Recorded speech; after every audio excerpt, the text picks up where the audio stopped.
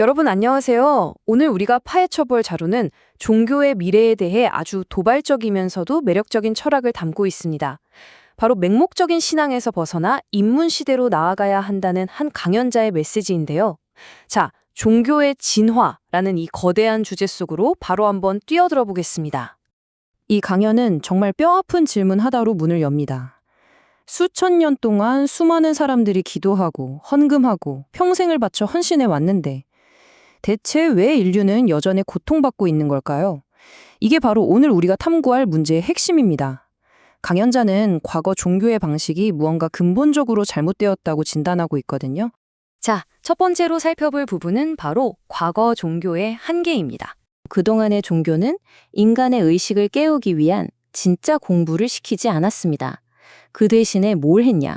그저 경전을 달달 외우고 암송하고 돌이나 신상을 향해 엎드려 절을 하는 데만 집중했다는 거죠.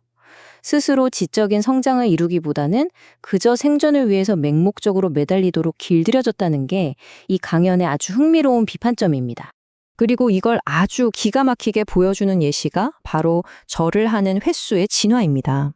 처음에는 3배로 시작했던 게 7배가 되고 108배가 되고 나중에는 3000배까지 늘어납니다. 지적인 깨달음을 향해 나아가는 게 아니라 육체적으로 고된 의식의 횟수만 터무니없이 늘어났다는 거죠. 여기서 강연자는 30%라는 굉장히 구체적인 수치를 제시합니다. 수도자나 목사님들 같은 종교 지도자들 중에 적어도 30% 정도는 백성들을 올바르게 이끌기 위해 심도 있는 지적 공부에 매진했어야 한다는 겁니다. 하지만 현실은 어땠을까요? 이들 대부분이 단순히 찾아오는 신도들을 관리하고 조직을 굴려가는 일종의 직업인으로 전락해버렸다고 강연자는 꼬집습니다. 그럼 다음 섹션으로 넘어가 볼까요? 두 번째, 인간인가 동물인가 사회의 퇴행입니다. 이 대목에서 자료는 꽤나 도발적인 메시지를 던집니다. 우리는 인간으로 성장하는 대신 무릎을 꿇고 생존을 구걸하는 비겁한 샤머니즘적 행동을 하는 동물이 되어버렸다. 와, 표현이 꽤 강렬하죠? 고통의 진짜 원인이 뭔지 이해하려 들지 않고 그저 복 좀 주세요, 살려주세요 하고 비는 행위는 지적인 인간의 모습이 아니라 그저 동물적인 생존 본능에 불과하다는 겁니다.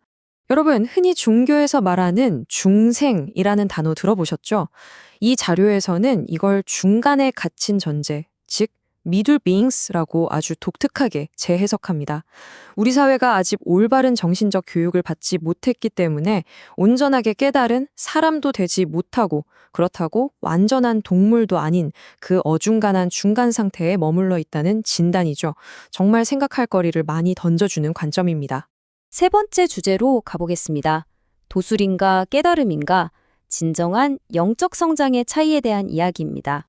흔히 깊은 산 속에 들어가서 벽만 보고 몇 년을 앉아 있다가 갑자기 초능력을 얻었다 이러면 사람들 엄청 열광하잖아요. 하지만 강연자는 단호하게 선을 긋습니다. 그건 진정한 깨달음이 아니라 그저 도술, 그러니까 낮은 수준의 요술이나 신내림 같은 것에 불과하다는 거죠. 미래를 엿보거나 병을 고치는 신기한 재주들은 진정 영적 각성과는 거리가 멀다는 겁니다. 그래서 여기서 가장 핵심적인 차이가 등장합니다. 도술이나 샤머니즘은 육체의 고통을 즉각적으로 낫게 해주거나 미래를 맞추는 단순한 기술입니다.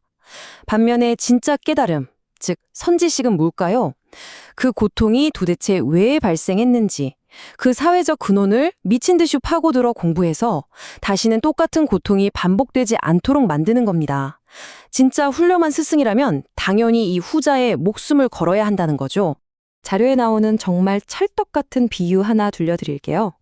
육체의 병을 낫게 해주는 것은 식은 죽 먹기보다 쉽다.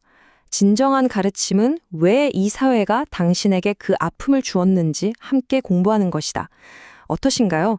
단순히 겉으로 보이는 증상만 싹 지워버리는 건 아무 의미가 없다는 뜻입니다. 환자 스스로가 앞으로 어떻게 올바르게 살아가야 할지 깨우치지 못하면 결국 병은 또 재발할 테니까요. 자, 그럼 도대체 어떻게 해야 할까요? 네 번째 섹션, 종교의 새로운 패러다임입니다.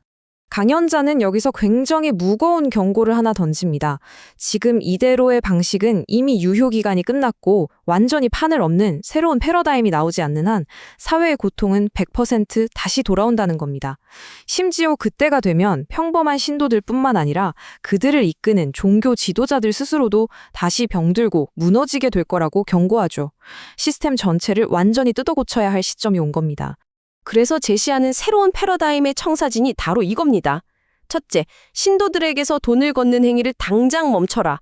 둘째, 종교단체 안에 이미 모여있는 그 어마어마한 인적 자원들을 하나로 모아라. 셋째, 그 힘을 바탕으로 사회에 실질적으로 도움이 되는 탁월한 교육 콘텐츠를 만들어내라. 그리고 마지막으로 이 콘텐츠를 기반으로 2차적인 경제 사업을 일으켜라. 그러니까 종교가 수동적으로 돈만 쌓아두는 곳이 아니라 아주 능동적이고 파워풀한 사회적 기업으로 변모해야 한다는 엄청난 아이디어입니다.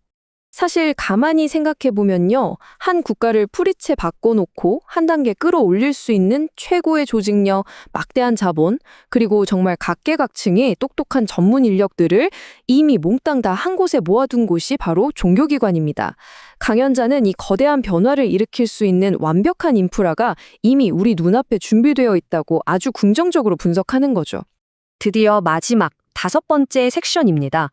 바로 입문시대라는 개념인데요. 이제는 우리 종교의 교리가 맞고 내 종교는 틀렸어. 이런 소모적인 말싸움을 완전히 끝내야 할 때입니다. 그 대신 모든 종교 조직이 스스로에게 이렇게 물어야 한다고 촉구합니다. 그래서 우리는 이 사회를 위해 실질적으로 뭘 할 건데. 이제는 전 세계인들의 시선을 사로잡을 만한 압도적인 퀄리티의 교육 콘텐츠를 생산하는데 모든 에너지를 쏟아야 한다는 뜻이죠.